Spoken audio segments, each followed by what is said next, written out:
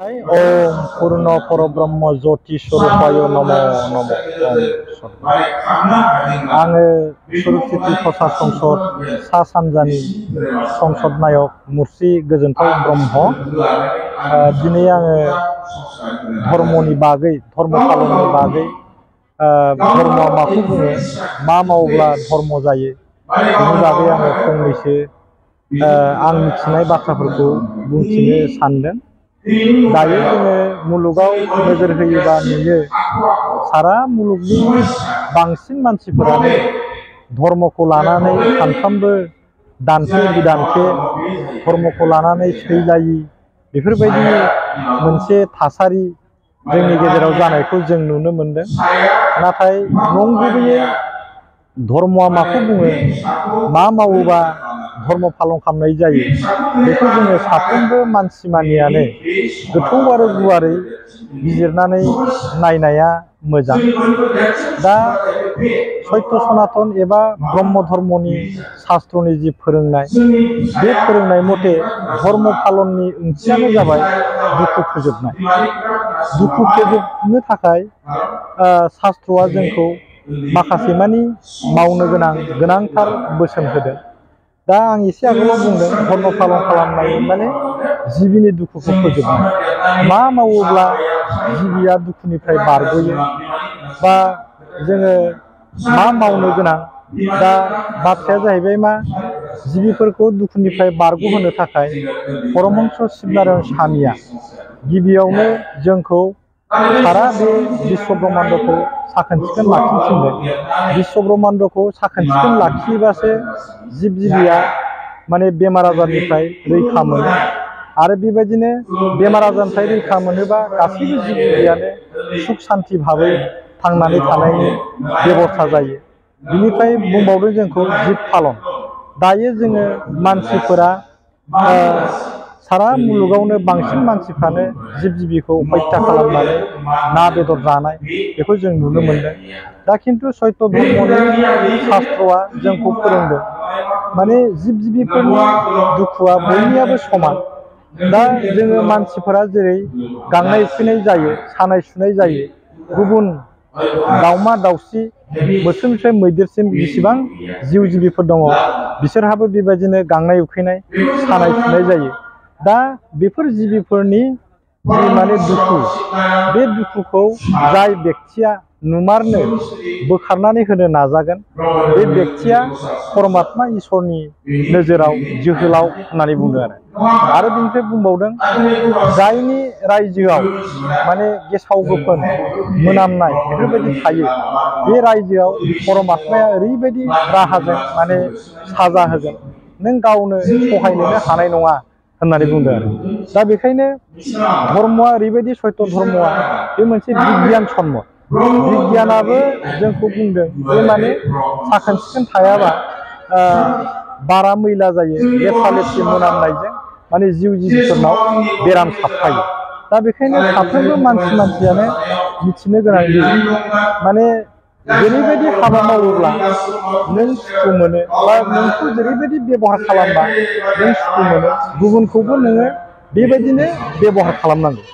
दा नेमखान्थिया ओरैबायदि जानांगौ जे माने जाय नेमनि गेजेरजों माने जिबा रक्षा जायो।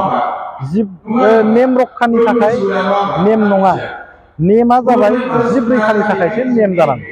नाथाय जोङो दा नुयो धर्म फालिनायनि मुङाव गोबां माने हौवाया हिन्जावखौ नासयनाय हिन्जावा हौवाखौ नासयनाय धनि गरिबनि गेजेराव फाराग बेफोरबायदि फारागथि थानायाबो जोंनि सुबुं समाजाव मोनसे असान्तिनि खारन बेबायदि होननानै शास्त्रआ जोंखौ बुंदों। दा इसोर खुलुमनाय बा धर्म पालननि ओंथियानो जाबाय माने इसोरजों गोरोबनाय एबा स्वरूपाव स्थिति जानाय।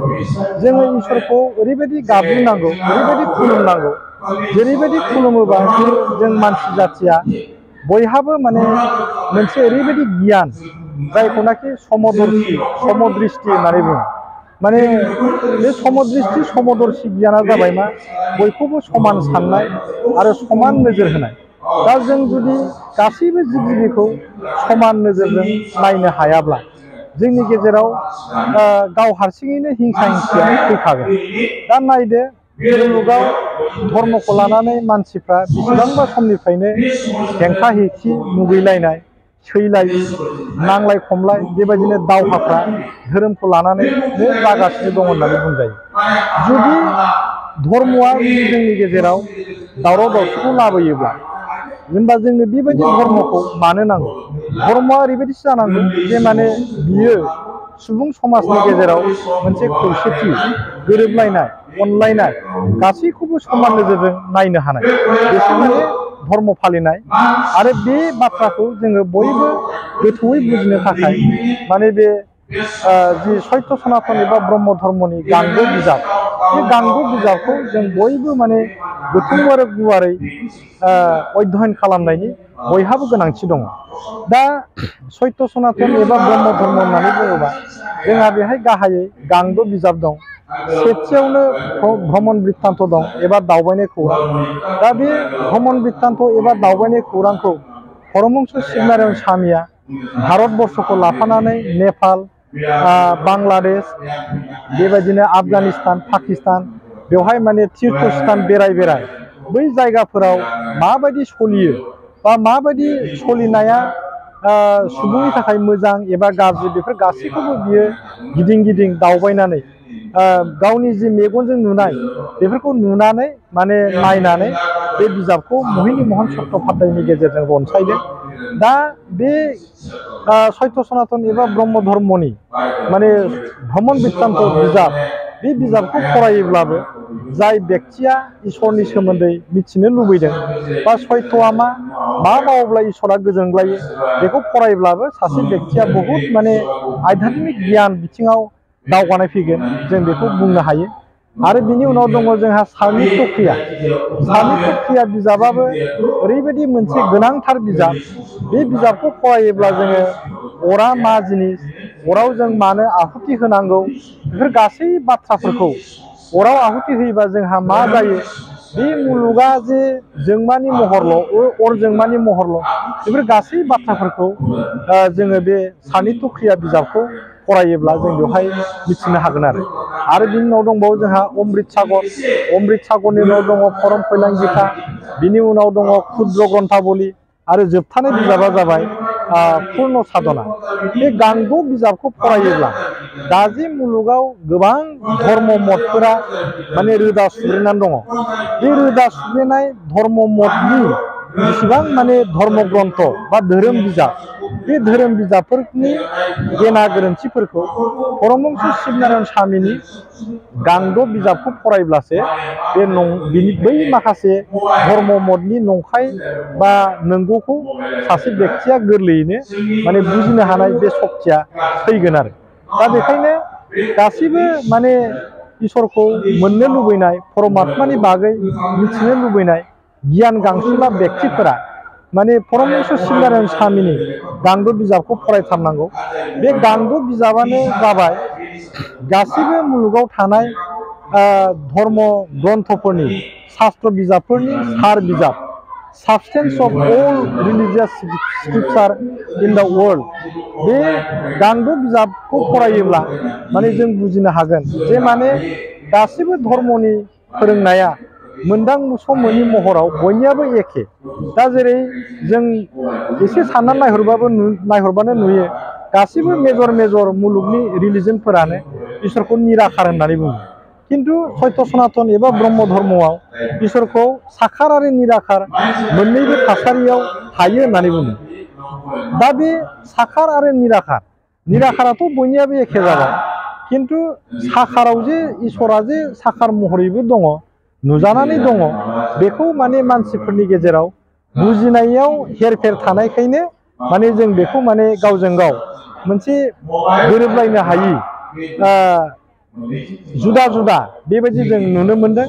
किन्तु परमहंस शिबनारायण स्वामिनि जि गांगु बिजाब बे गांगु बिजाबखौ फरायोबा साखार निराखारा मा जिनिस सासेयानो ना गुबुन बे गासै बाथ्राफोरखौ माने मोजां रोखोमै मिथिनो हानायनि खाबुआ बयनावबो फैगोन। दा बेखायनो आं खावलायो माने माखौबा दांनो मोननाय माखौबा दांनो मोनि बहाबा थांनो मोननाय बहाबा थांनो मोनि सुवा सुथिनि साननाय आनटाचेबिलिटि बेफोर गासैबो खोथाफोरखौ ज्राब दोनथ'नानै माने जोङो सत्यखौ सिनायनो थाखाय बयबो आवगायबोनानै परमहंस शिबनारायण स्वामीनि गांबो बिजाबखौ फरायनाया बयबो फरायनाया मोजां। दा बर' रावजों फरायनो थाखायबो जोंहा बे गांबो बिजाबखौ जोङो बर'आव दानस्लायजोबनाय जाबाय, एभेलेबोल दङ दा। नोंथांमोना जुदि सोरबा बे बिजाबखौ मोननो लुबैयोब्ला आंनि जानबुं नम्बर 9954346330 बे नम्बराव जगाजग खालामनो हागौ। आं खनसे बुंफिननो नागिरदों, आंनि जगाजगनि थाखाय आंनि जानबुं नाम्बारा जाबाय 9954346330।